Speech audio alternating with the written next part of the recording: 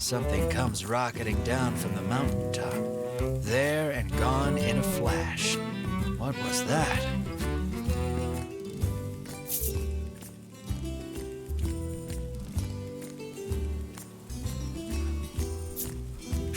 Hey, you all right? You call out to the crumpled humanoid figure before you. But when you reach out to turn whoever it is over, you realize it's a monster. You scramble up and flee, but it's too late. The monster's got its sights set on you. The monster calls forth its fellows. Out from beneath the rocks they crawl, salivating over their prey. There's no avoiding a fight now.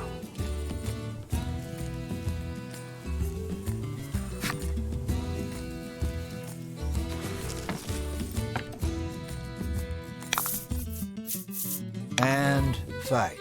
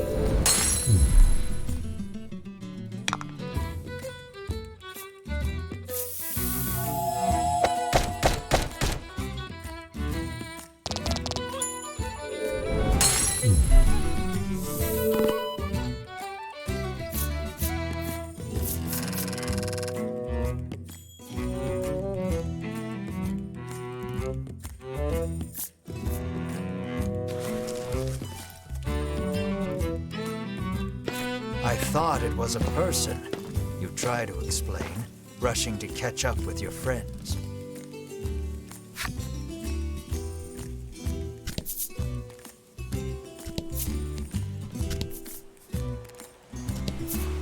The harbor is closed today.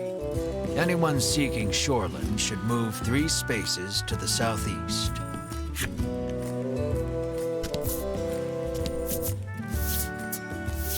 Look, you two, it's the sea, Riddis exclaims, frolicking in glee.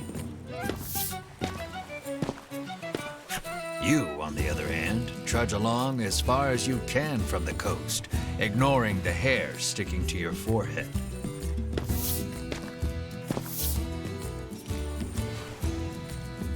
Feeling something at your feet, you glance down. There's something underneath your boot. It appears you've stepped on a monster's cape, making it very upset. It attacks you in fury.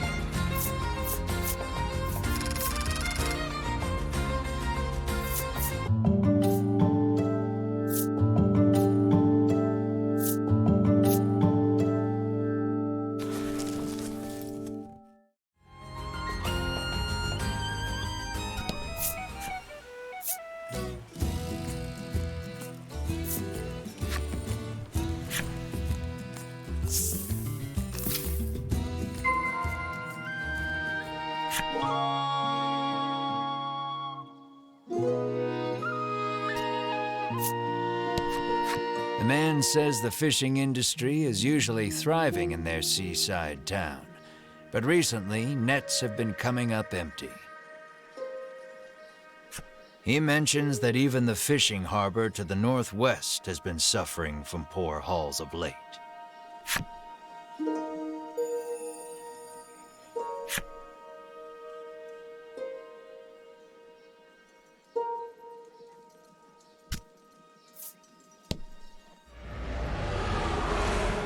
You hear a roar in the distance. According to the townsfolk, it is a very recent phenomenon. Rumor in the village has it that it might be the dragon. A troubled woman tells you that there has been a rise in thefts lately. She speculates the recession to be the cause. She claims that even the cold medicine she always has on hand has disappeared. She narrows her eyes at the crowd, suspecting there is a thief among them, and offers a reward for the return of the medicine. Your ears perk up at the word reward, and you immediately agree to help expose the dirty thief. I can feel the dragon's presence. I must inform Lady Winifred, the knight mutters. You feel impatient, determined not to let the order beat you to it.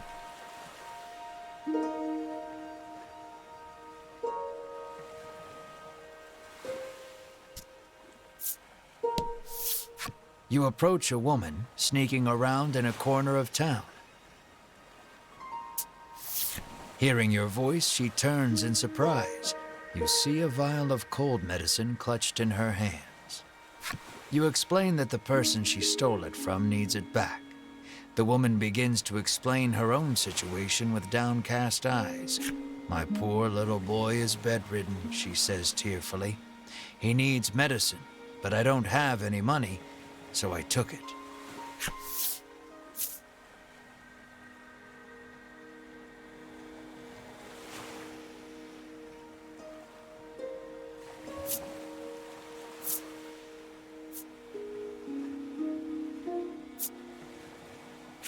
Hearing her tale, you are overcome by sympathy and decide to look the other way. She thanks you and hands you something, apologizing for not having more.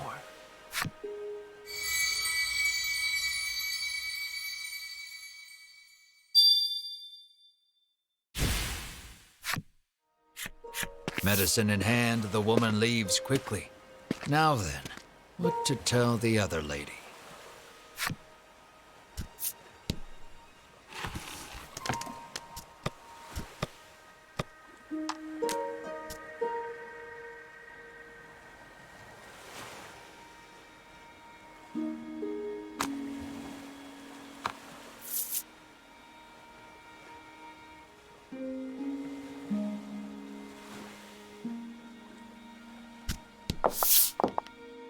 The sign on the door reads, "The Great Nutritionist Oreo." You open the door without knocking. "Is anyone home?" you call. A muscular man emerges from the back.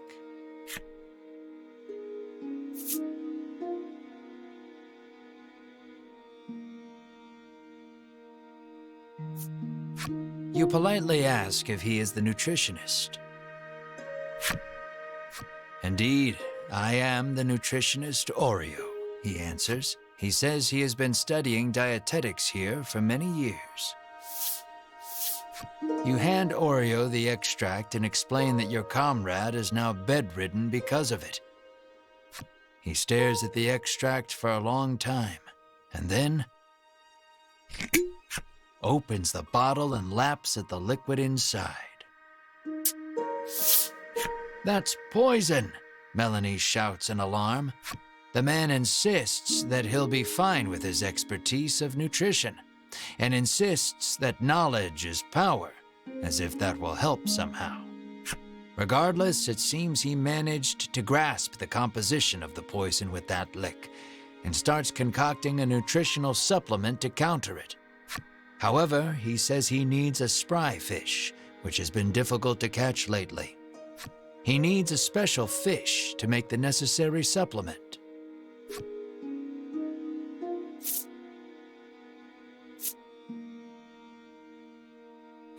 When he explains that you can catch one in the surrounding sea, Ridis confidently interjects. She shows you a page from her ancient tome, which explains the ecology of the fish in detail. That book comes in handy from time to time, Melanie remarks in surprise. Oreo gasps as if remembering something. He says that his son went out fishing and, with a bit of luck, may have already caught a spry fish.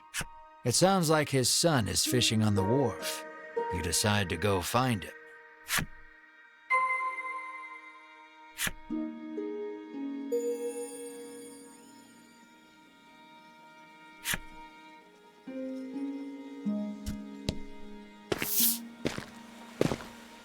You see a young man with his line in the water and call out to him.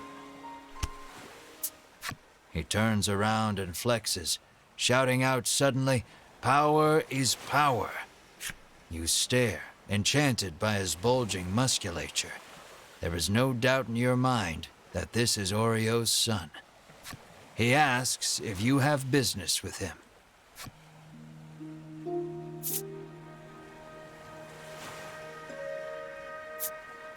Though you are pretty sure of the answer, you ask the young man if he is the nutritionist's son. "That I am," he answers. He introduces himself as Bruno and says he is learning to be a nutritionist like his father. You introduce yourself, expressing to him that you are a hero on a journey and require a spry fish to save your ill comrade. His eyes begin to sparkle the moment you utter the word hero, and he becomes engrossed in your tale. More or less grasping the situation, he regrets to inform you that he has not caught any spry fish yet. He says that a monster has settled near their town, and its thundering roars have scared most of the fish away. You know Oreo needs a spry fish to make that supplement. Hearing the despair in your voice, Bruno speaks, his words like an ember in the dark. He tells you that there is a harbor near town where fishermen gather. Perhaps you can find the fish you seek there. You thank him for the information, then head to the harbor with your comrades. Just as you are about to leave, Bruno offers to escort you there. Is it a reward you're after? You are about to ask, but Melanie smacks you on the head before you can voice it and allows him to come along.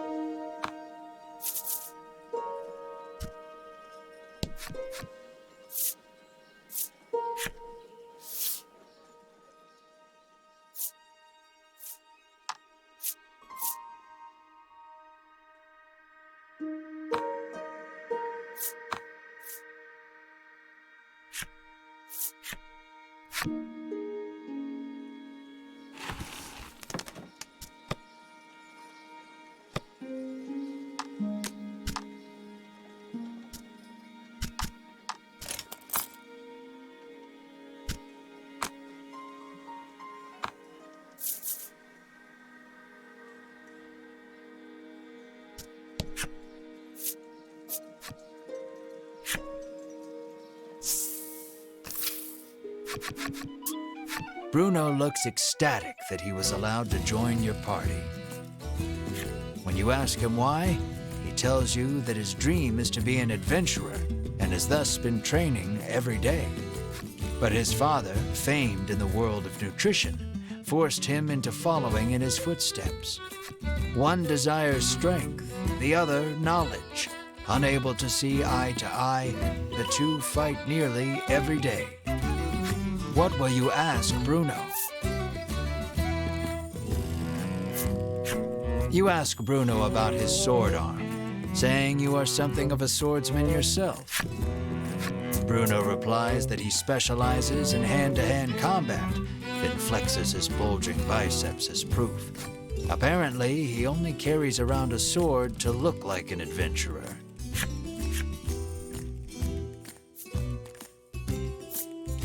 Curious about his attire, you ask why he does not wear armor.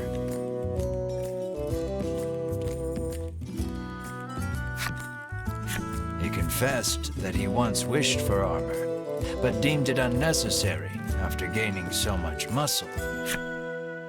In that moment, you realize something. While his passion for being an adventurer is true, he is dumber than a sack of rocks.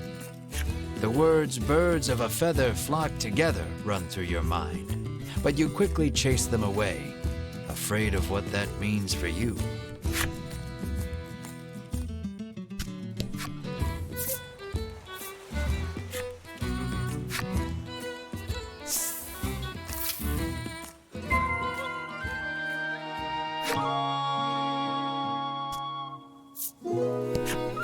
He has been fishing for several days, having decided not to return home empty-handed.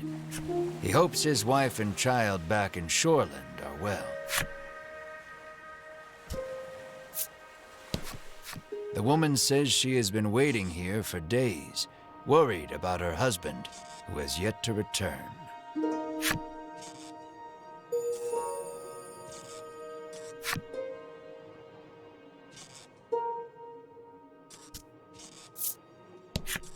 Lately, a monstrous roar has been disturbing the seas and scaring away all the fish. He sighs, lamenting that his catches have been poor as a result.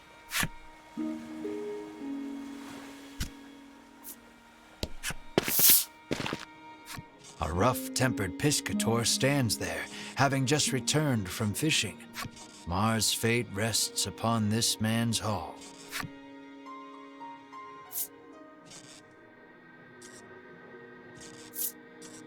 Terrible, he says, showing you the few fish he's caught. Inside, you see a spry fish, Bruno shouts. You ask him if you can have the spry fish, but he says he won't give it up for free.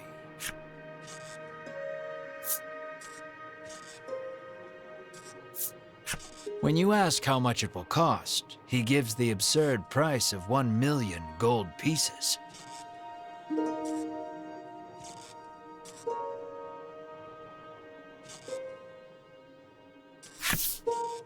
You're heartless, Ridis pouts.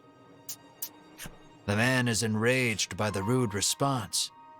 Just then, Bruno prances forth and shouts, "Stop right there!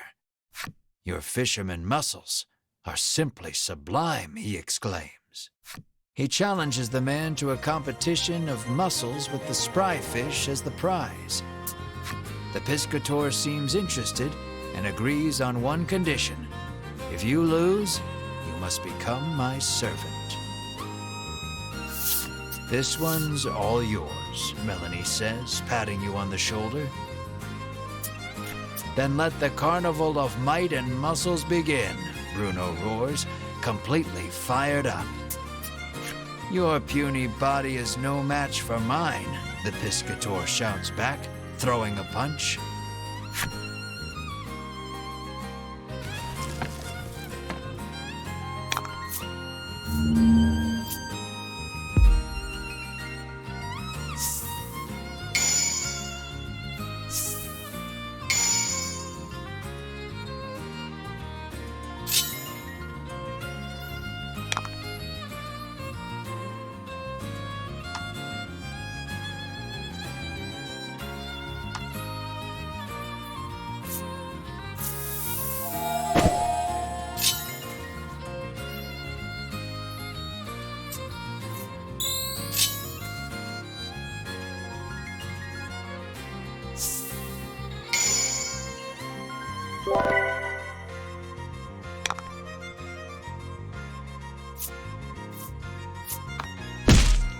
It feels like watching a bodybuilder competition.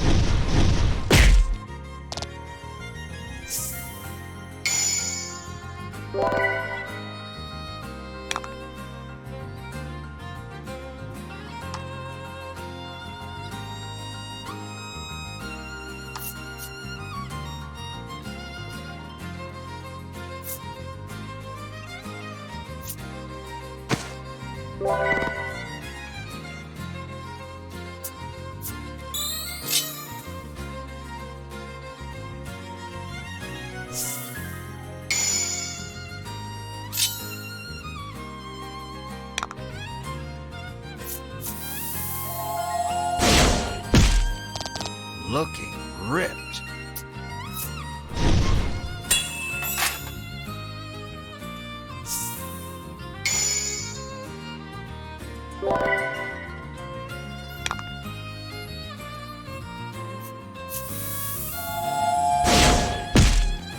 You're doing great.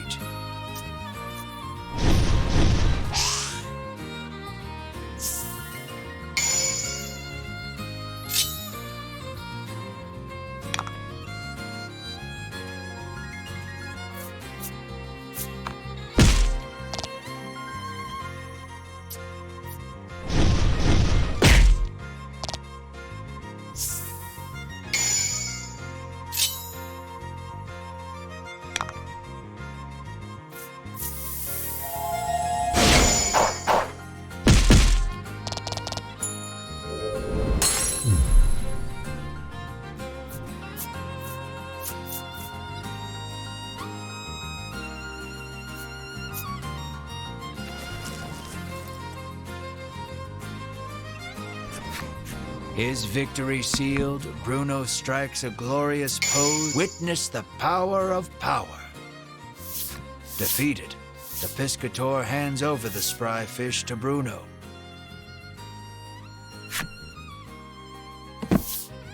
Bruno extends a hand to the piscator, who has fallen to his knees. With a serene smile, he takes the offered hand. An unspoken friendship begins to form between the two. Or at least, you hope that's what the prolonged silence between them means.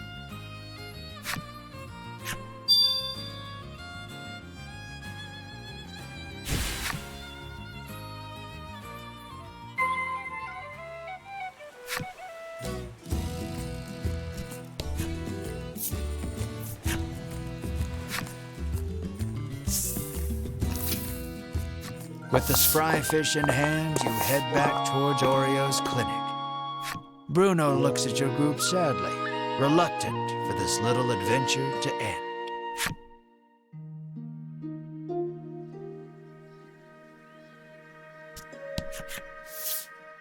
You hand the fish to Oreo and ask him to make you the supplement. "Give me a moment," he says, then takes the fish and heads into the back.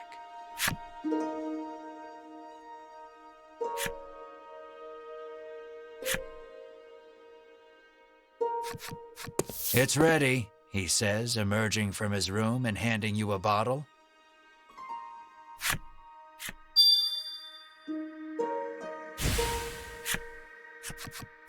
You hope this will get Mar back on his feet. You need to get back to Unionville on the double. But before that...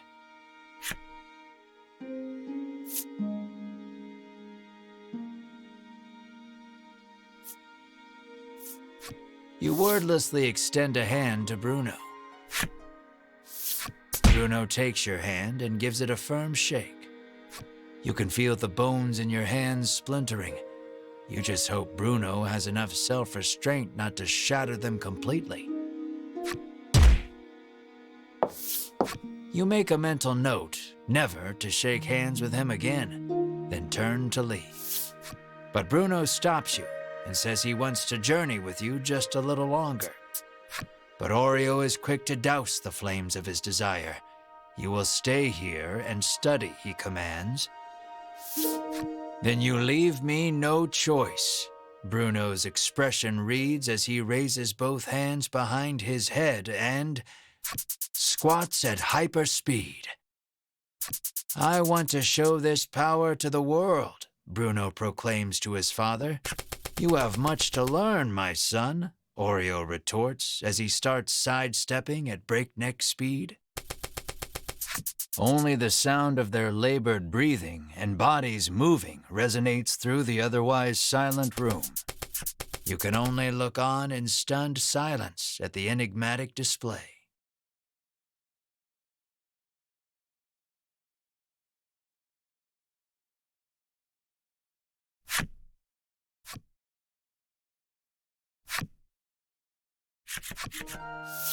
Bruno falls to his knees, panting. "This is my limit. You have grown, my son," Oreo says, looking no worse for wear.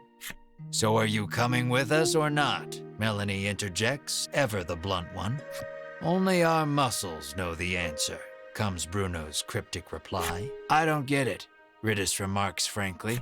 On the condition that he study nutrition upon his return, Bruno is allowed to go with you for just a little while longer.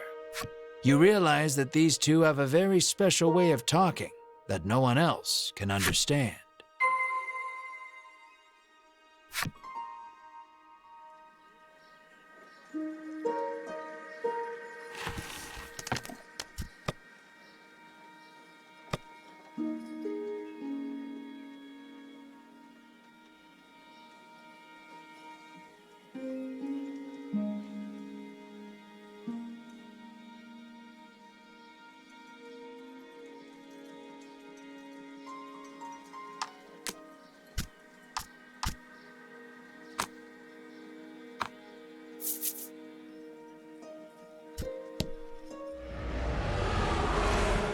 Hearing yet another roar in the distance, you realize you need to get the supplement to Mar so you can investigate the sound together.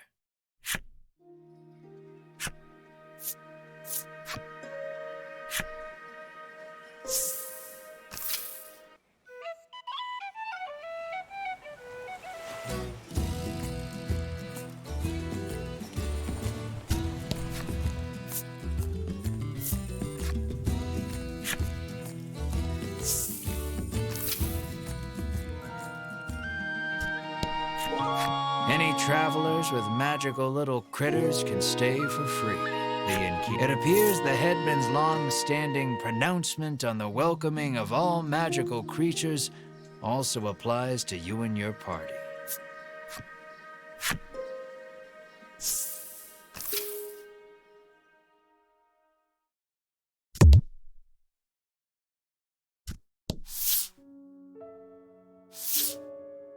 Mar lies listlessly upon the bed, looking somewhat haggard.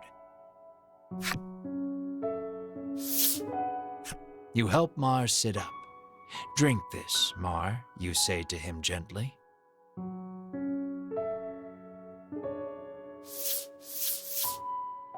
He weakly opens his mouth, and you slowly pour the energy concentrate inside.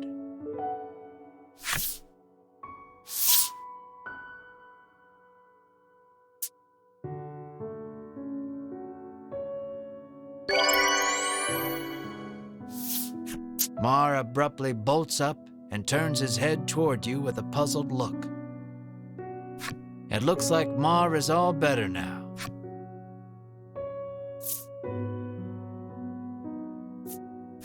You give Mar a tight hug. Mar mews softly in discomfort.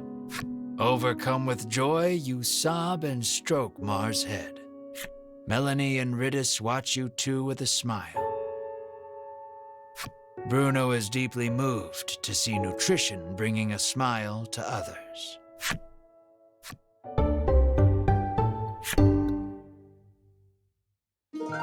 With this, you can finally put the happenings of that strange village behind you.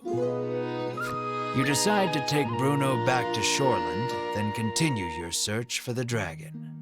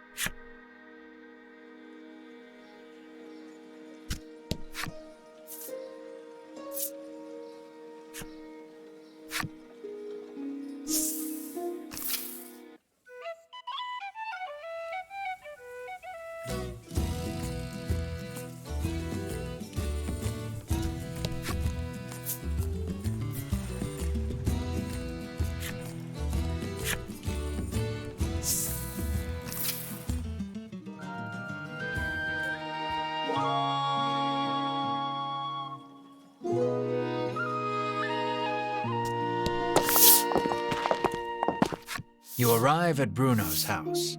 Though he seems to want to adventure a little more, he reluctantly enters his house.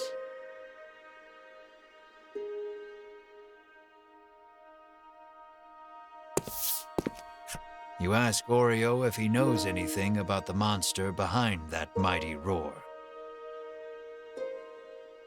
He says that the creature nests atop a tower not far from town.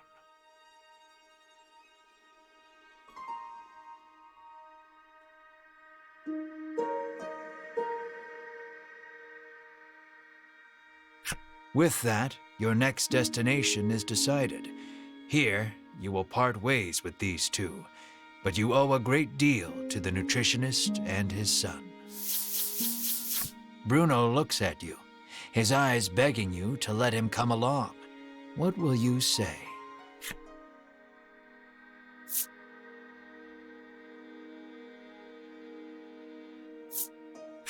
Let us defeat the dragon together, you say to him. You are sure his power and knowledge will come in handy against the beast.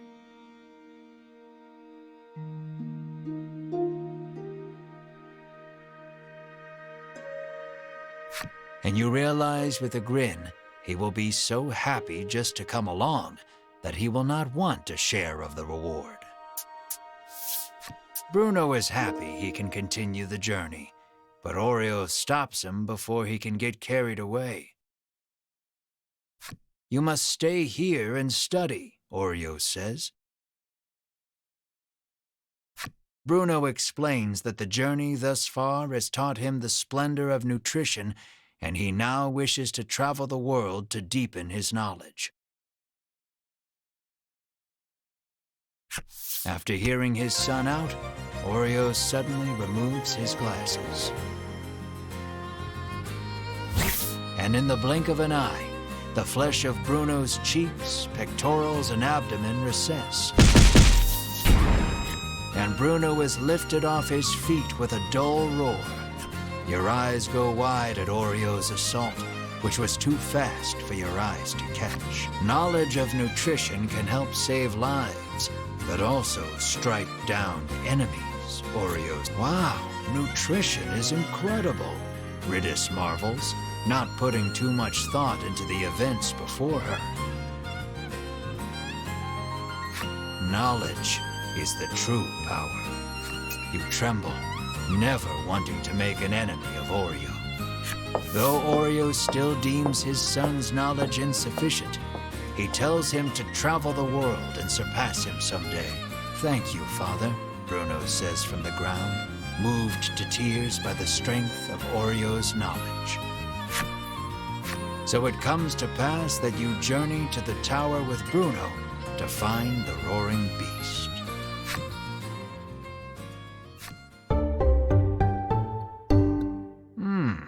Yet another colorful character.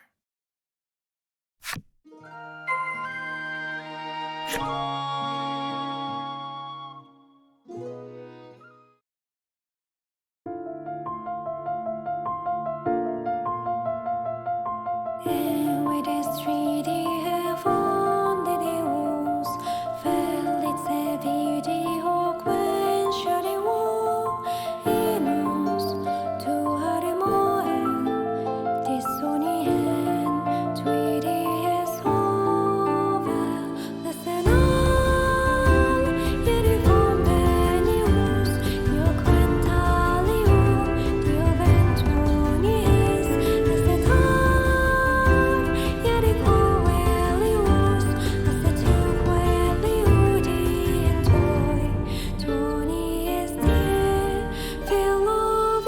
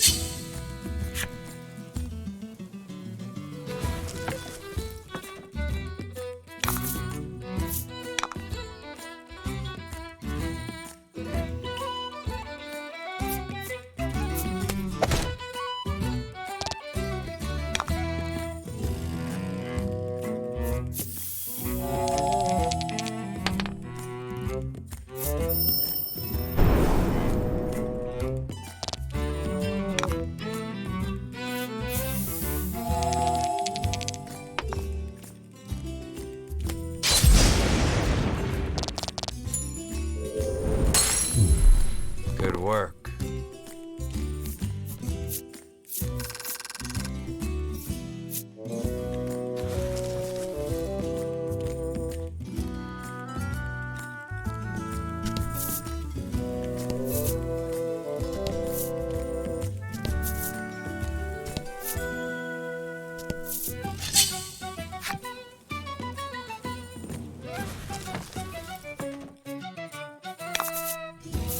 About the enemy.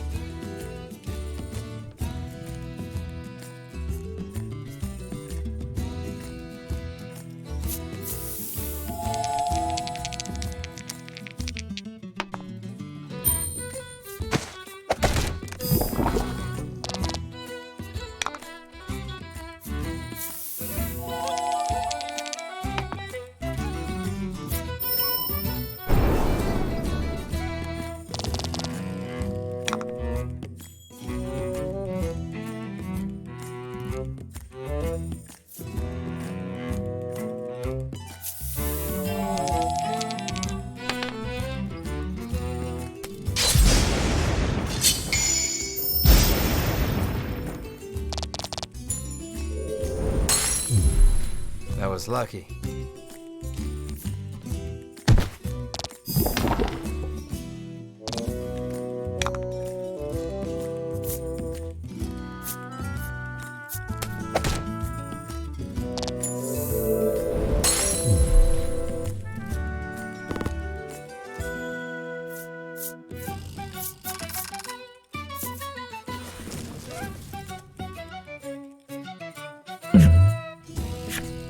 You pick up a scrap of paper dropped by some manner of monster. It has a message scrawled on it in crude lettering.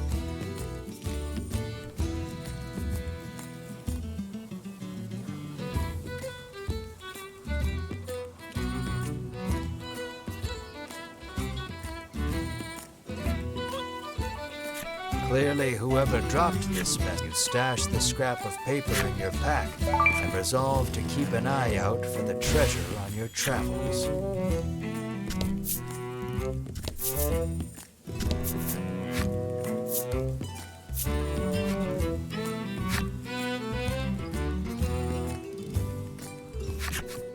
We have finally arrived at the Tower of Legend. Is everyone ready? You ask with a posed look. Bruno is the first to respond. But this is just an old lighthouse, he remarks, oblivious to your sudden embarrassment.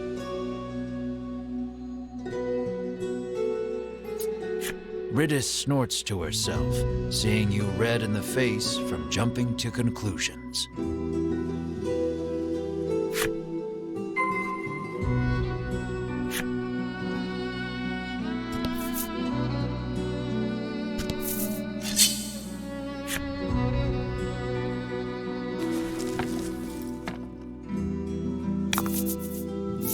And fight.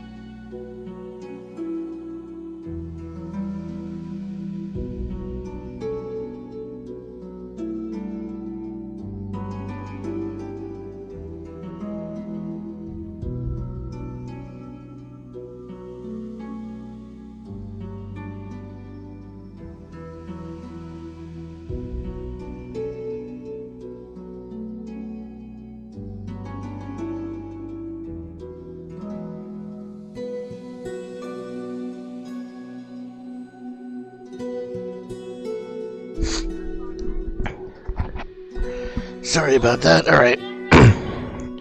What? Okay, whatever that was.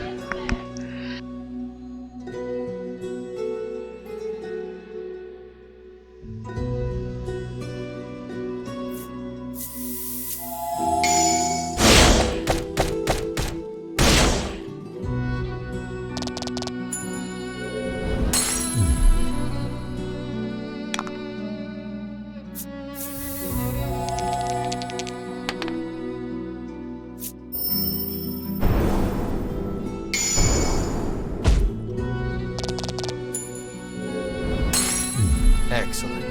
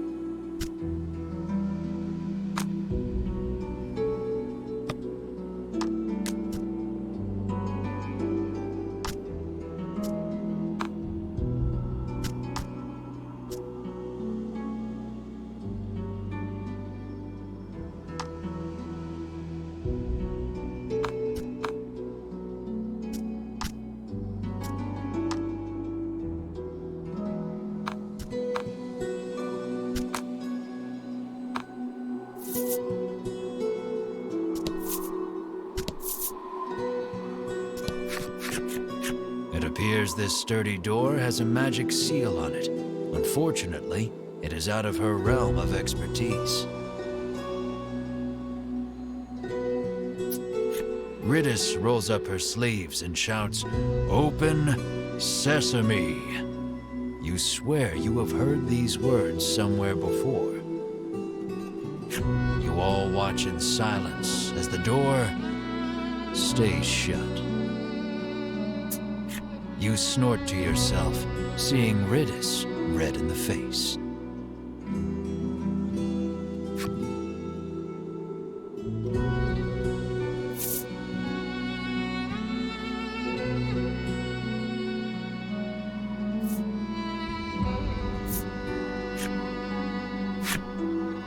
Even Melanie looks vexed, lacking the proper skills to open the door.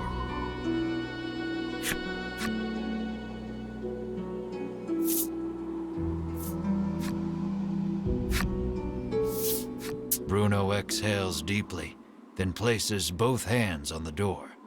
He pushes with all his might, his breath labored, chest heaving, sweat dribbling. And it opens.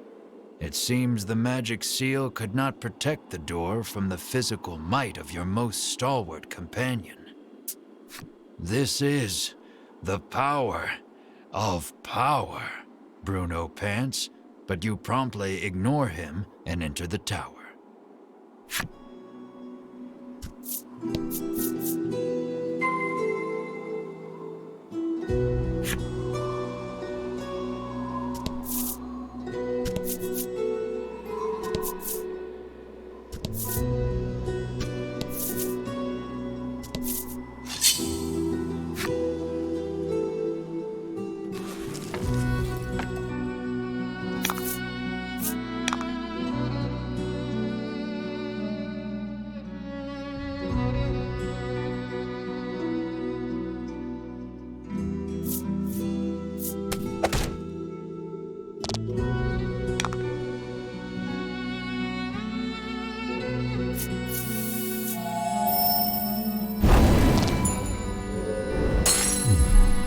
Congrats.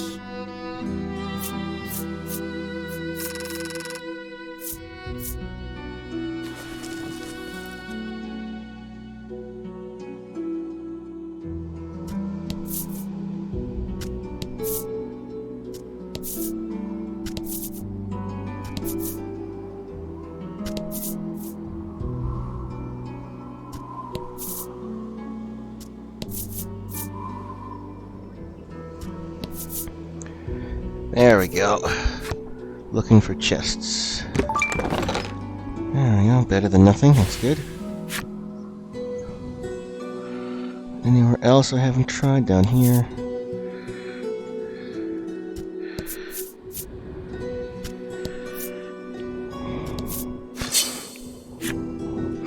Might as well do a grind. Don't hold back.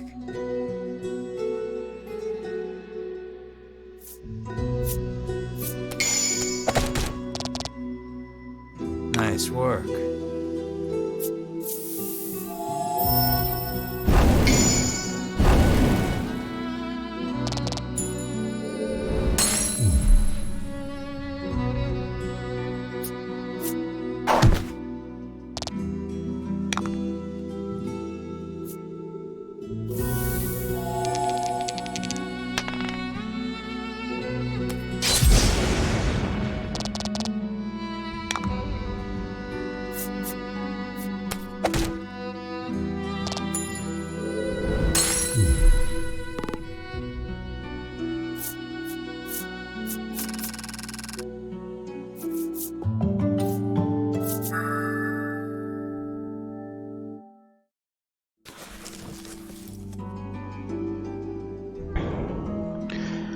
Ooh, that'll be good for undead. Let me change that stuff.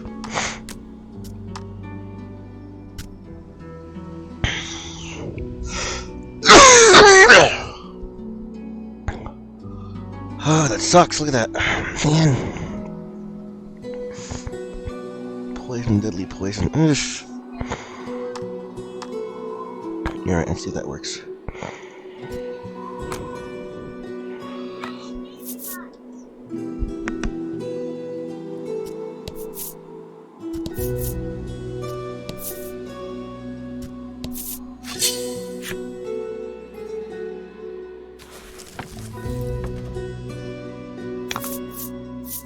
Let's do this.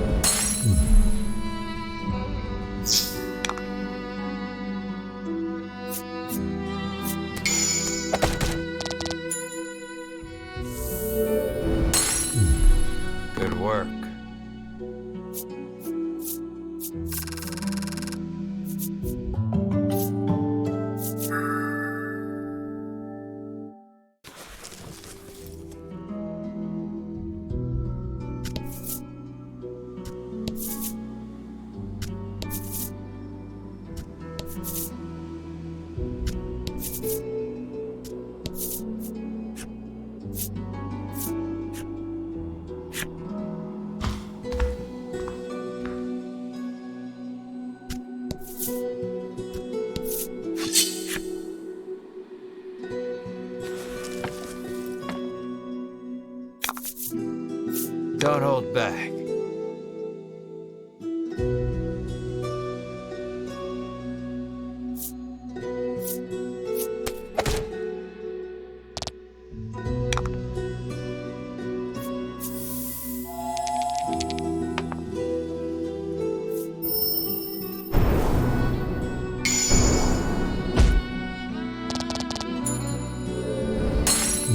Oh?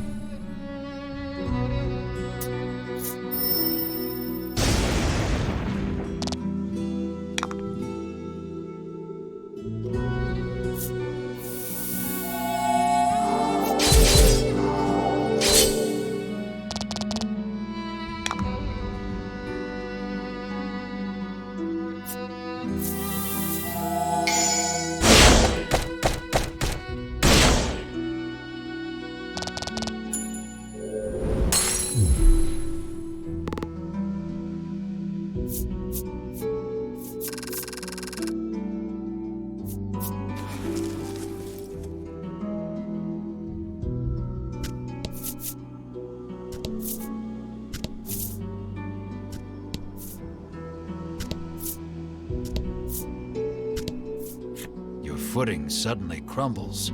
With no way of saving yourselves, you fall downward. Once more from the bottom.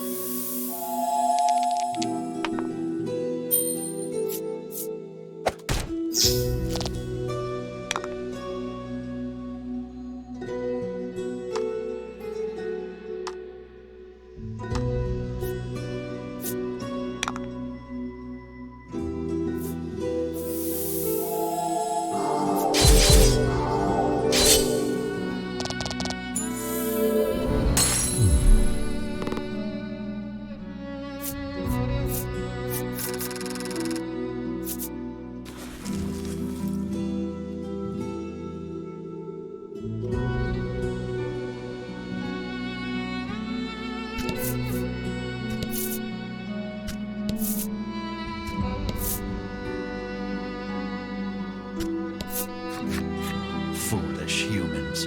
Did you come here to consign the drops of salvation to oblivion? The monster asks. It sounds like he is saying something important, but you do not understand it in the slightest.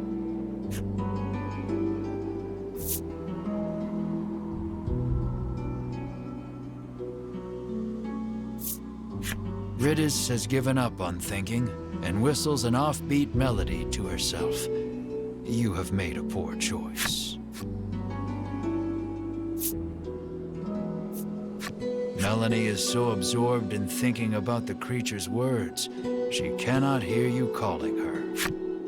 While everyone is distracted, the monster attacks.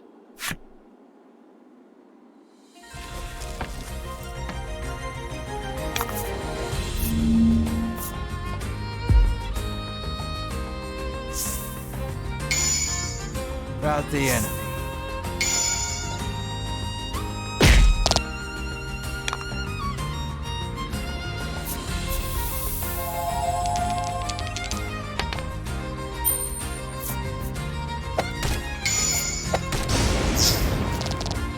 Fortune favors the bold.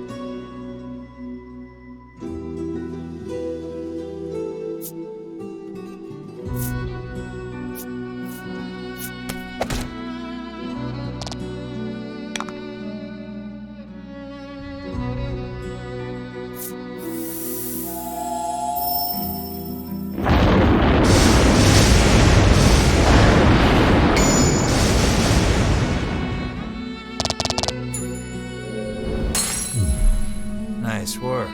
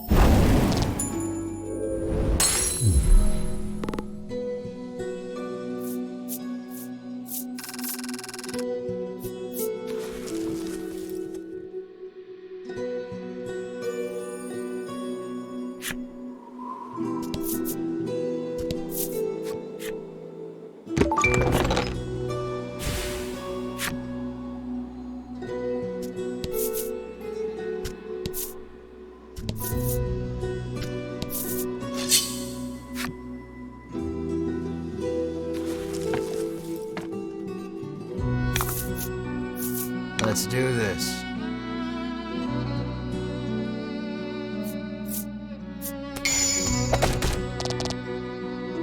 Nice work.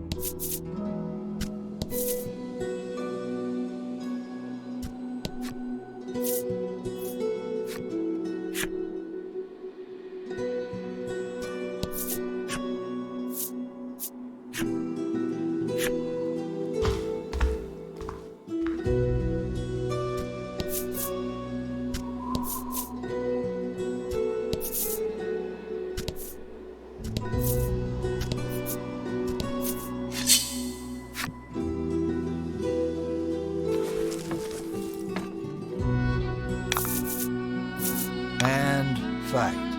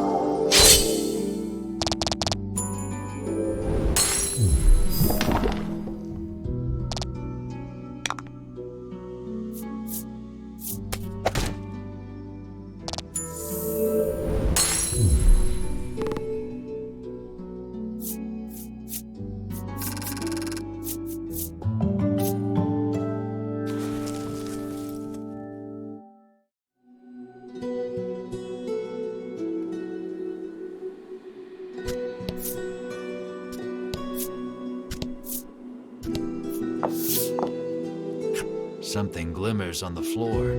Melanie suggests it might be money.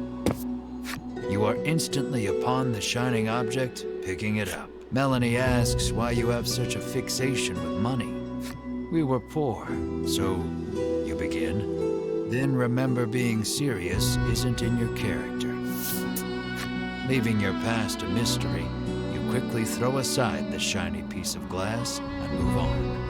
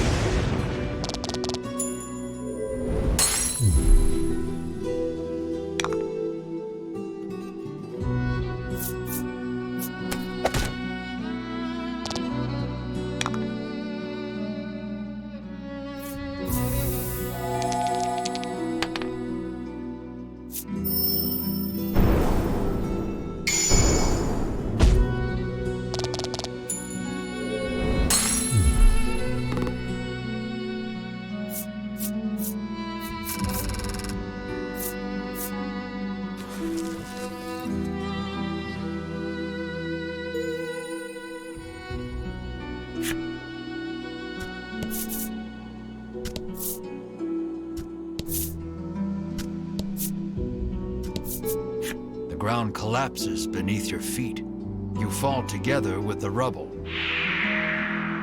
Third time's the charm.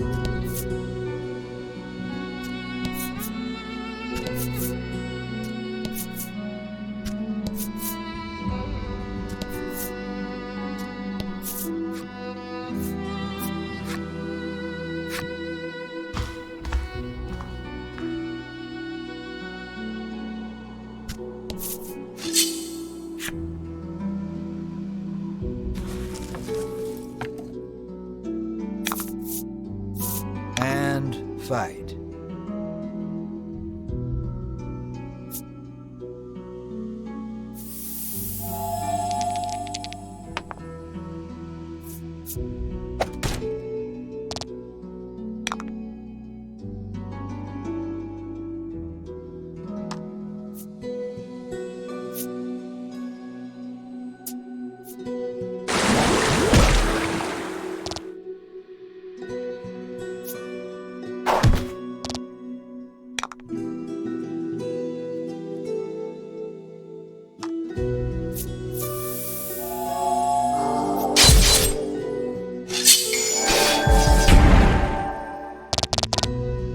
Fortune favors the bold.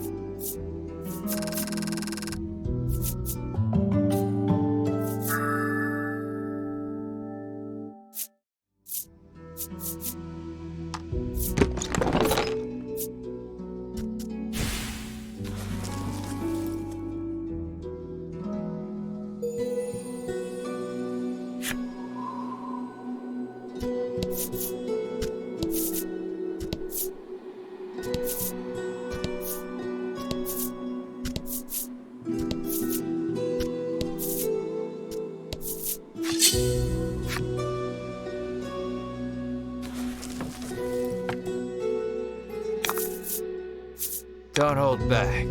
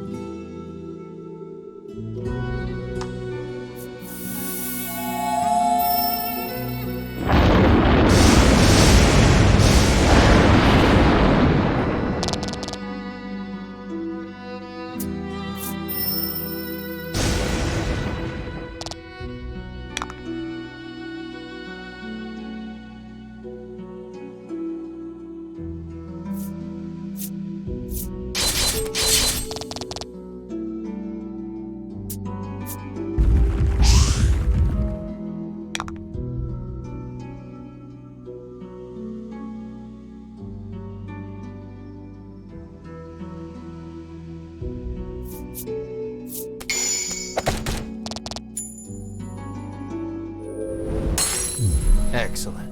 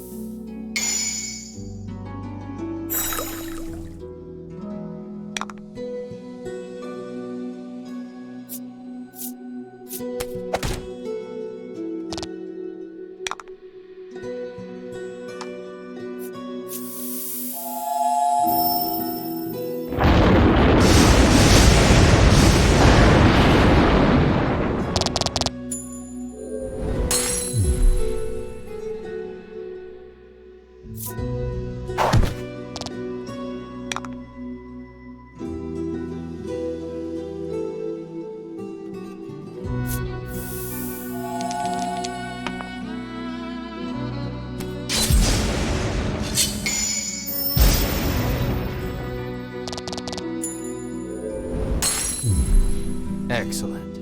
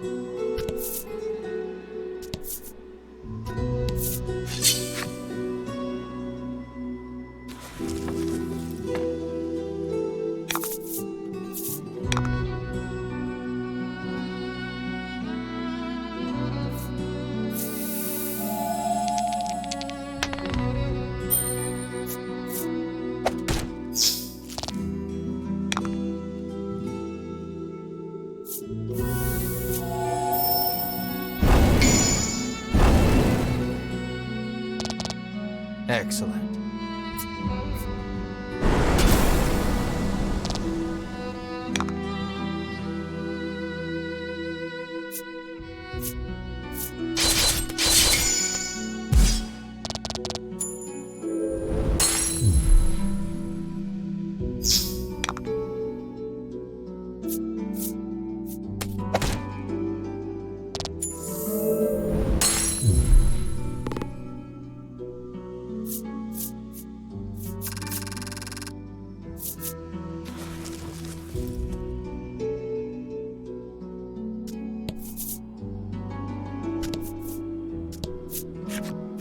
Have you savages no mercy? The dragon's heart and body have already been reduced to naught, it says. It sounds like he is saying something profound, but you do not understand it in the slightest.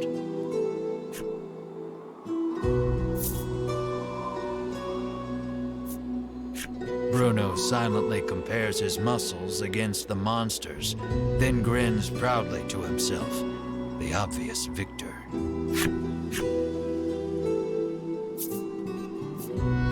Melanie considers the words, but cannot seem to concentrate with the oppressive heat radiating from Bruno's sweltering pose.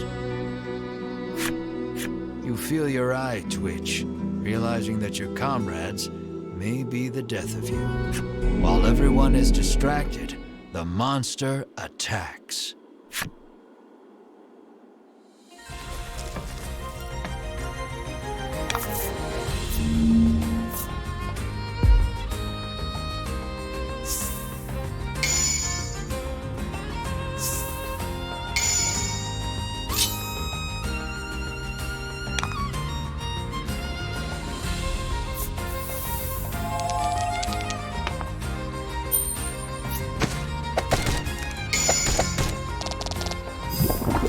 Fortune favors the bold.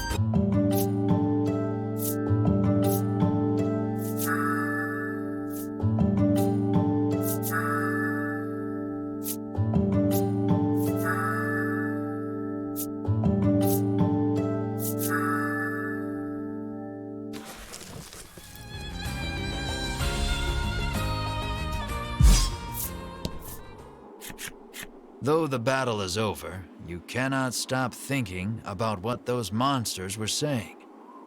Come on, we have to defeat that dragon, Melanie says assuredly. Why are you so obsessed with defeating the dragon? You ask her. She explains that her mother was killed by the dragon. She did not say any more, but her hatred for the beast was clear in her eyes.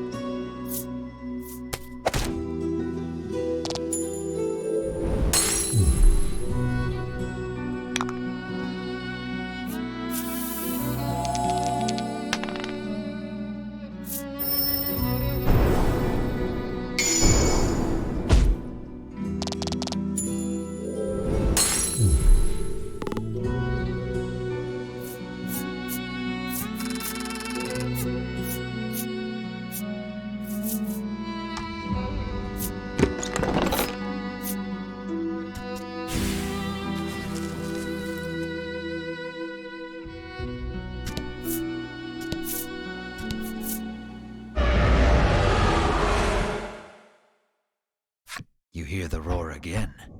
It seems to be coming from the upper levels. Upper level, so we're not even there yet?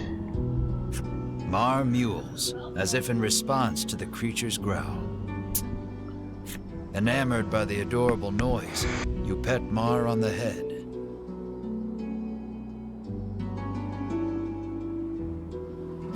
You're obsessed, Melanie remarks snidely, but looks at you two as if wanting to pet Mar too. It sounds like the roaring beast is close.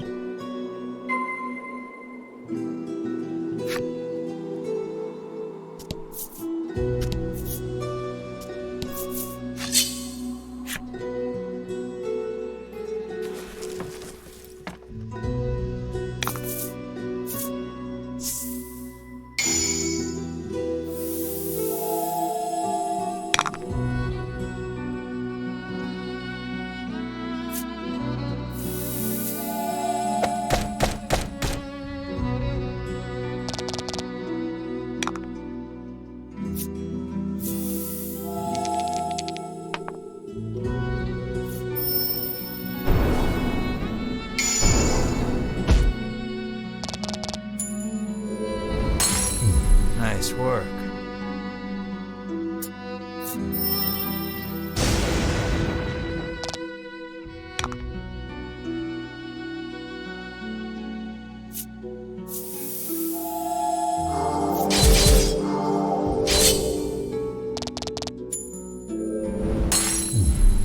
Congrats.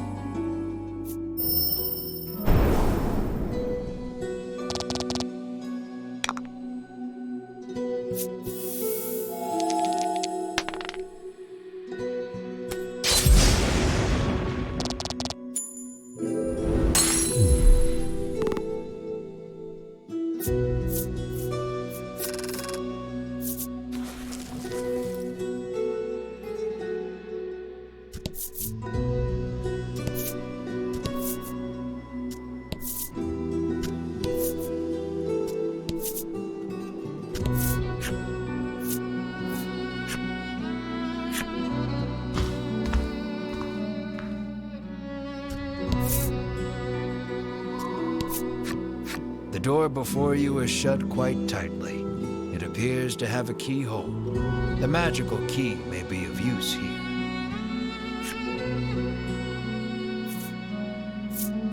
You insert the magical key into the hole and turn.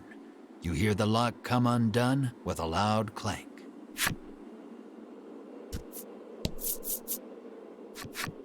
The dragon, may be just ahead.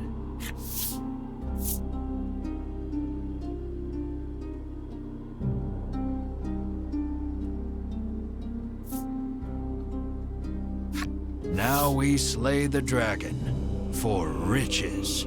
On your demotivating words, everyone proceeds through the doorway.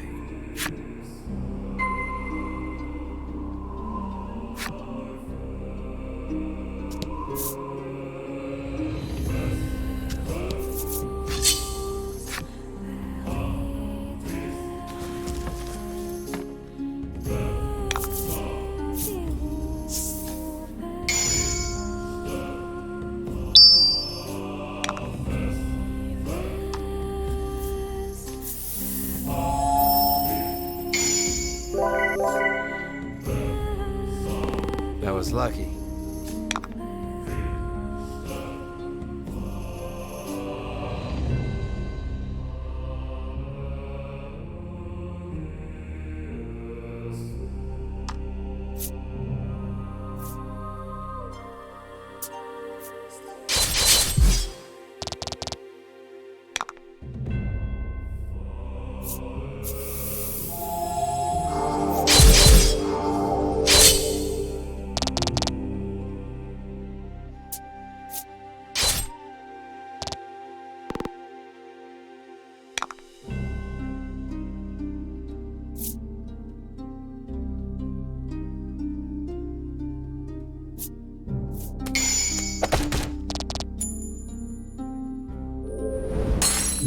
That was lucky.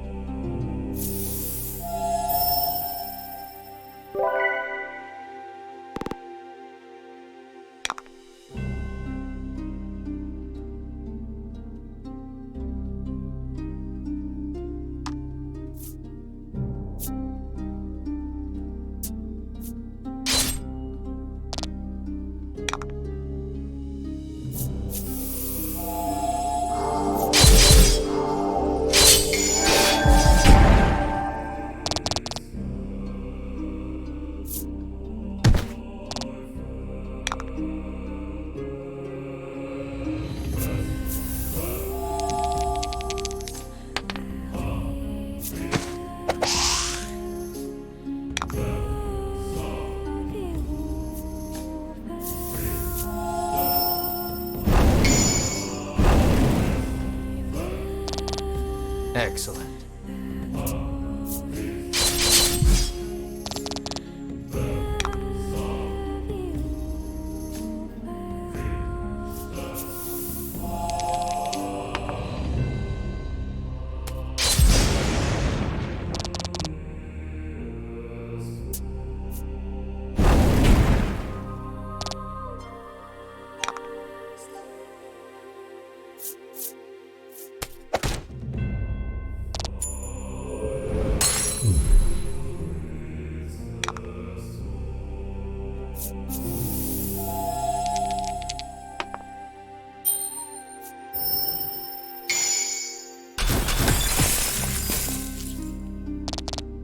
Excellent.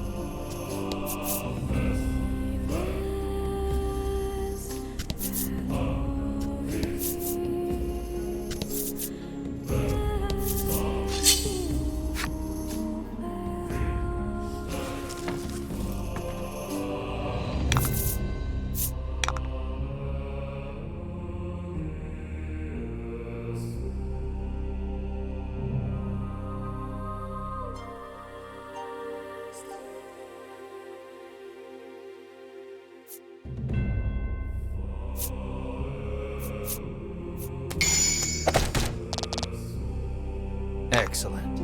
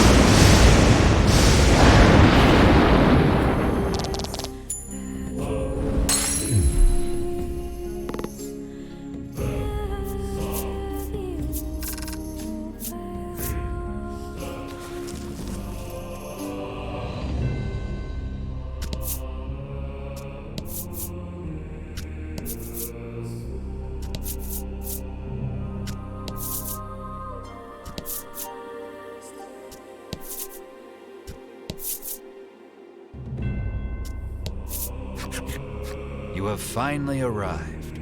Before you stands the dragon you have been searching for. More assassins, the dragon sighs weakly. Whether or not the beast is weak, you care not. You muster up your courage and shout, "Prepare yourself, you big lizard."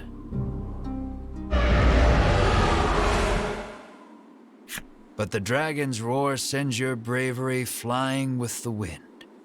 Your legs tremble in fear, but no matter how scared you are, the dragon will not wait.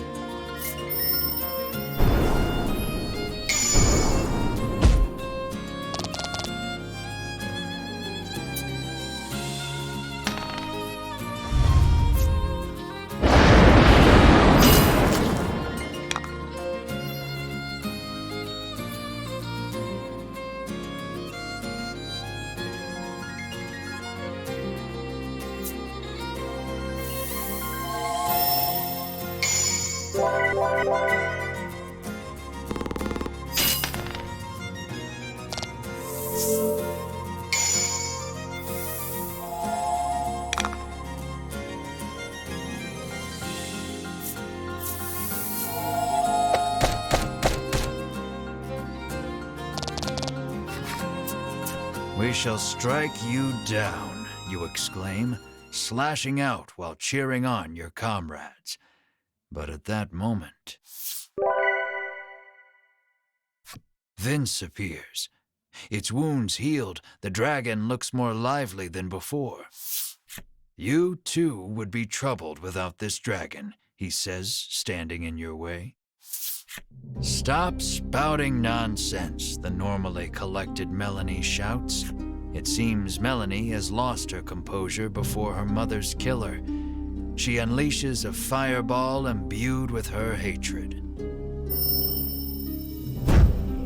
But it is repelled by the dragon's tough scales, and the dragon returns the favor by spewing fire from its mouth. You seem to stand no chance against the revitalized dragon. Melanie looks distressed.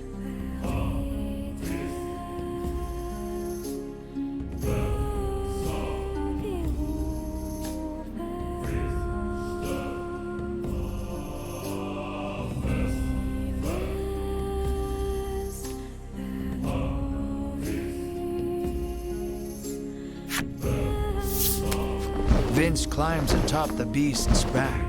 The flapping of the dragon's wings sends forth one wind blast after the next. Stay out of this, Vince commands, then flies off toward the western sea.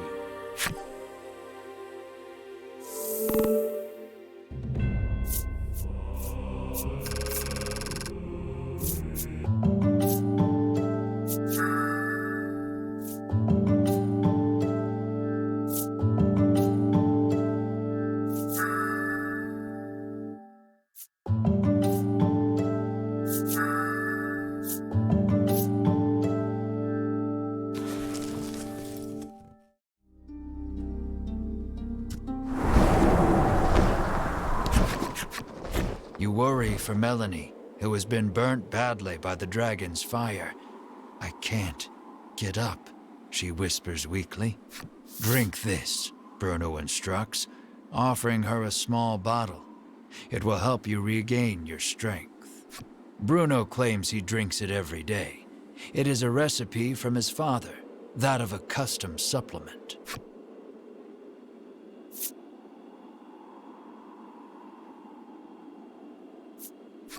Make her drink it already, you cry, your panicked expression urging Bruno to give Melanie the supplement.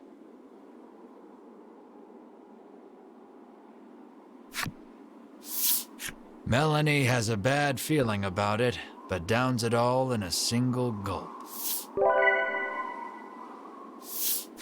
And so, at ease with her recovery, you descend the tower.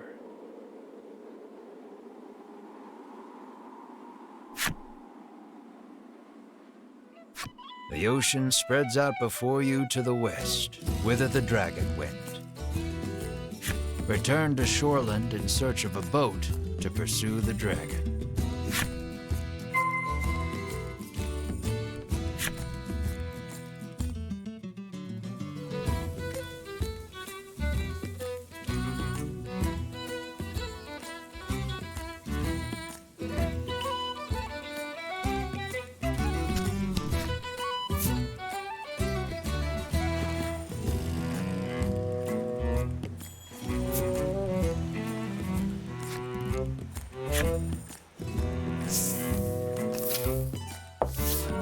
When you return, Oreo approaches. It seems like something has happened to the town. He says a raging wind blew through and destroyed the town. You surmise the flapping of the dragon's wings is to blame. You explain that you need a boat to go after the dragon, and Oreo's look turns grim. Sensing there may be a problem, you quickly make your way to the wharf. So I'm thinking we need to go find the Rock Lee dude. Hey, there's Rock Lee right there. See? Talk to Rock Lee. The woman says the violent winds stirred up the sea, causing her precious ship to run aground. But if you can return her vessel to the water, she will gladly give you a ride. Well, Your now. brows furrow, knowing that there is no way you could move a ship. Beside you, Bruno stretches, warming up his body.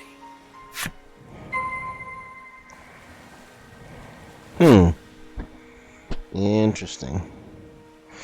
Get him and Rock Lee to do it together. Despite the damage from the violent winds, he seems hopeful that the fish will return, now that the thunderous growls have stopped. Alright, so I am wary of doing this because of, let's save first.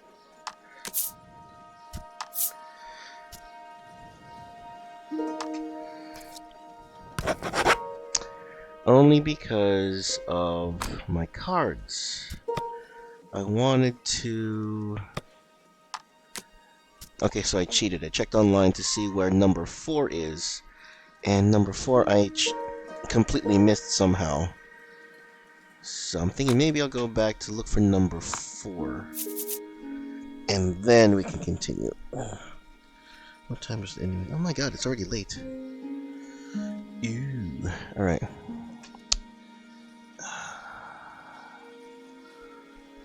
Alright, how long have I been on? I've been on for about 2 hours. I don't know. And so what I'm going to do. I'm going to end the stream right here. I will continue next stream. Hopefully, if I'm up to it, I'll do it tomorrow evening, depending on the kids too, because I've had my mic muted and been yelling at the kids every now and then. But continue the story. I think what I'll do is right now end the stream. Off camera, I will go after card number 4, and then I'll continue on the story tomorrow. If I'm up to it tomorrow. Let's see. That's the only other thing I hate about this is that you can't... Is it just me? There's no exit to title screen, no exit. Really? There's no exit.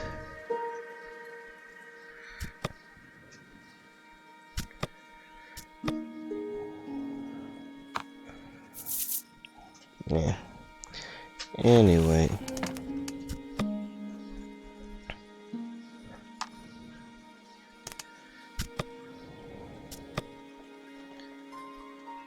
Other. Oh, there it is, under other. Seriously? Seriously? Alright guys, I'm going to, yeah, it's already saved. We'll end the stream here. I'll do the finding card number 4 by myself later. Thanks a lot guys for watching. Thank you for your love and support. We can ask for your continued love and support by giving us those clicks, liking, favoriting, sharing, following, subscribing. Stay thirsty, keep frosty. We ask the powers that be to keep you safe out there in the real world, while we take risks for you in these virtual worlds so that you and your wallets don't have to. Thanks a lot.